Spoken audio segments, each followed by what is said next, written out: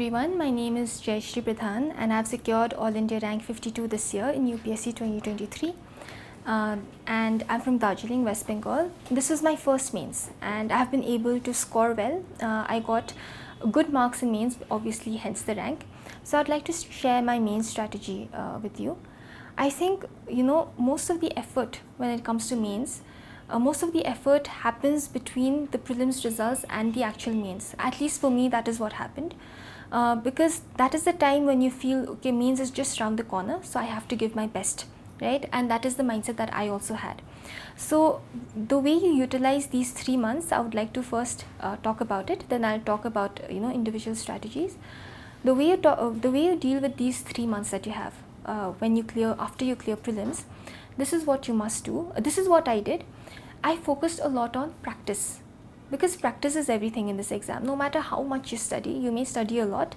If you don't know how to write answers, you won't be able to score well. And you won't know how to write answers unless you first practice. So what I used to do in those 3 months is I divided my time into schedules. I made a timetable, and this helped me be on track. So I knew that in this week I'll be doing GS1, this week I'll be doing GS2, this week I'll be doing GS3. So I had, number one, please keep a printed copy of the syllabus by your table at all times. You need to know the syllabus. In fact, you need to know it verbatim. You need to have the syllabus next to you, number one. Number two is you need to practice a lot. You need to go through the previous year questions. See what are the sort of questions that are being asked in that particular subject, in that particular paper, and try to attempt those. But how do you know whether you're writing the right answers or not, right?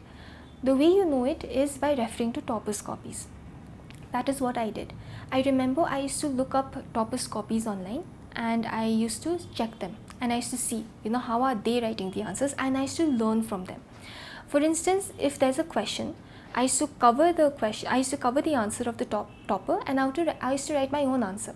Then I used to uncover the answer, and then I would compare my answer with the topper. Then I would see, okay, this is what they are doing, this is the sort of examples they are giving, and I would see that most of the toppers, they give examples after each and every point. They have a lot of data, they write a lot, they write till the very end, they don't leave any space. These were the things that I picked up when I was looking up at their answers. I also saw that they delve into various dimensions, they make a lot of diagrams. So this is something that I learnt from them, and I used to incorporate these in my answers, and I used to practice a lot.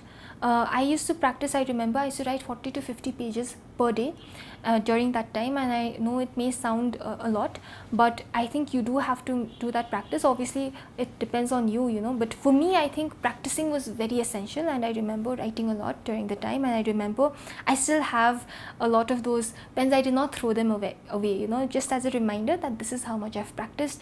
I also have all those copies with me to tell myself that I have put in the effort, I have done the hard work, so I deserve to clear mains. So anytime you feel low self-confidence, you can refer to those used pens, you can refer to those booklets, and you can tell yourself that no, I have done my best. So these are the main principles you follow in those 3 months. Practicing a lot, learning from toppers through toppers videos, and maintaining a time schedule, maintaining a schedule as well. Now coming to each and every strategy for each and every paper. Number one, let's come to the essay paper. Now for essay, I would say that creativity is very important. Essay is a paper where your individuality is tested. It's not a paper where you can just mug up and you can just vomit facts and figures. That's not the paper. That paper is where you can show the way you think, and I take that as an opportunity. So be very creative with the essay, and for me, I decided I would not follow too many rules when it comes to the essay. I decided that I will focus on the language. The language has to be good there, number one. The second is I collected a lot of examples. So I had made this fact sheet, a few A4 sized sheets. In those A4 sized sheets, I had collected examples, and I had collected stories, maybe real life stories or maybe even fictional stories that I found very inspiring. And I remember thinking that if an essay comes, I will take inspiration from these stories, or I may even quote one of those stories, right? So have that A4. I used to have that A4 sheet size paper with me, and that was my source for essay. I remember revising that before my essay, and in the actual exam, just quoting some of those examples there. Again, in your essay, what matters is your interpretation of the topic. Your topic interpretation has to be very good. You have to understand the essay very well. Understanding the topic is key, because UPSC, even if the topic seems simplistic, it's not. Okay, you have to write quite a lot in that essay paper, so you need to understand the topic very well. So only attempt that particular question if you feel confident that you've understood the question. Once you've understood the question, once you've understood what the topic is, try to write answers and try to show your creativity, and after that, maybe give a few examples as well, and try to be as multidimensional as possible. And what I used to do, this is what I did mostly for the most part, and I decided that I'm not going to follow too many rules, which is why I'm not going to give you too many rules for the essay paper. But in essence, these are the few principles that you can keep in mind when you're preparing for essay. Coming to GS1, GS2 and GS3 papers, because I think that GS papers are quite similar in the sense, because when it comes to the answer writing of the GS papers, there are the same basic rules that you must follow. Number one, when you start your answer writing, when you start your introduction, before even going to the introduction, let's start with the question, right? There are two sets of question papers that you get. One question paper is attached with your answer sheet, right? And the second one is the one that you can take home. So what I used to do is read the question very well. I used to read the question very well, and in the paper that I could take home, right, those part that I could take home, I remember I used to underline with my pen that these are the various subparts of this question, each and every word. This is the subpart A, subpart B, subpart C. So I would understand the question very well. Only then would I attempt the answer. Obviously, you can't take too much time with it, which is why you need to practice a lot. So this whole process has to be very quick. So when you start an answer, start with some data, start with either a definition or start with some quotes if you have, especially in polity. In polity, for instance, when it comes to preamble, you can start with the quote as in, the preamble is the identity card of the Constitution. What a brilliant, what a beautiful sentence, and it's there in Lakshmikant book, all of this. So if there's a certain sentence that catches your eye, you can just keep it in mind. If you're not a quote person, that's also fine, you don't have to. For me, certain lines would catch my attention, and I would say that, okay, I'm going to write it in my answer if I ever get the chance. So for me that worked, especially in GS paper 2. And you start with these basic pointers, and then when you start your answer, directly copy the subheading. Whatever you've underlined in your answer in the question paper that you're going to take home, whatever you've underlined, you directly copy that part in your answer sheet, and you make a headline out of it. Okay, you put it in a box because it looks more presentable. Okay, it has to look very neat, it has to look readable. The examiner should feel like reading your answers.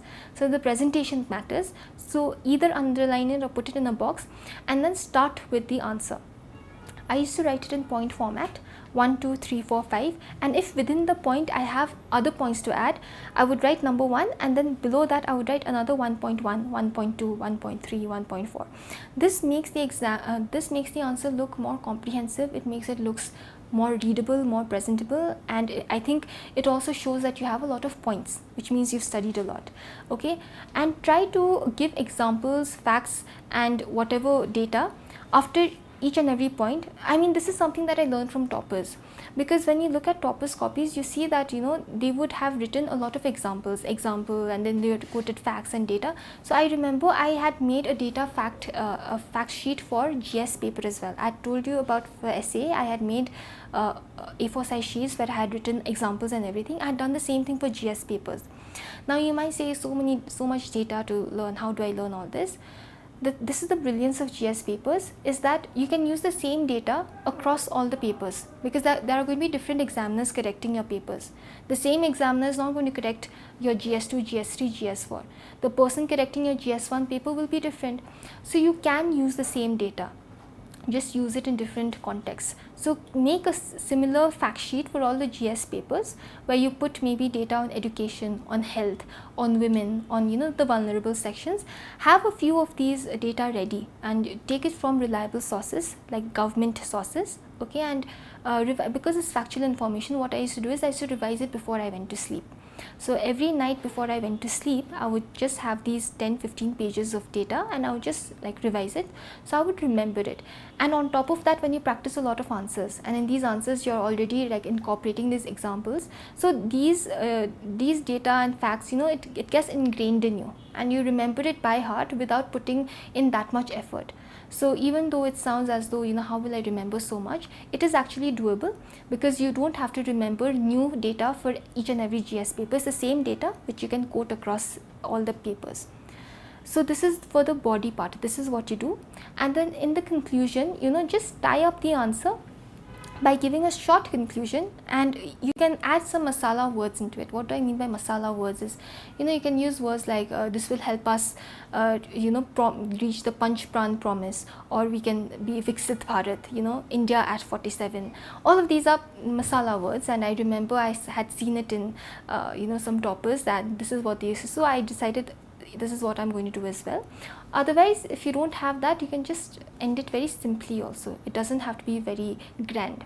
Now when it comes to answer writing, I would just like to say that your answer does not have to be exceptional. All of your answers are not going to be exceptional. Most of them in fact are going to be average, okay, and that's all right, because that is how it is for most people. But those few questions where your answers are going to be exceptional, make sure that you get a lot of marks there. And if you see the toppers marks also across the GS papers, most of them would have gotten very similar marks. Even this year you will see, and not this year, last year, every year you will see that in GS papers the scores are quite consistent across all the papers, which shows you that you don't have to be exceptional when it comes to GS, but you have to be at least average in comparison with the other candidates. That is your goal, right?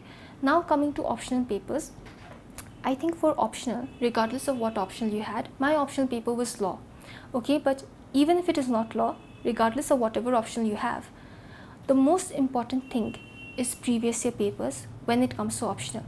Why am I saying this? Because when you look at the optional syllabus, most of the optionals, they have very well defined syllabus, very well defined, and you see that in most of the optionals the questions will get repeated 100%. You cannot say the same thing for GS. In GS papers the questions will get repeated, but mostly the themes get repeated in GS. But in optional, verbatim the questions itself get repeated. So for optional, you cannot ignore the previous year papers. And I remember in my optional preparation, what I did is I made model answers for the past 10-15 years. I went ahead and I made a model answers, and I realized that a lot of these questions are getting repeated. So my entire notes were previous year question based. This is what I revised again and again and again. So you see, my knowledge base became very strong. I think this is why I could do well in a paper like law, which is traditionally held to be not very scoring, but I could still do very well. So don't go on with these trends, that these rumors that this is not very scoring, that is not very scoring. I think your strategy for optional has to be previous year question based, and this is what I did for optional, and thankfully I could do well in my optional this year. I think my knowledge base is what carried me through. I'm very grateful that I got good marks. So this is the entire mains strategy. I would tell you to focus on mains and to do very well in mains, because mains is what's going to decide your entry into the list and even your rank. So I hope that you keep certain principles in mind, such as number 1, practicing a lot, and number 2, learning from toppers, from the toppers copies. These are the 2 things that I would like you to focus on. Thank you.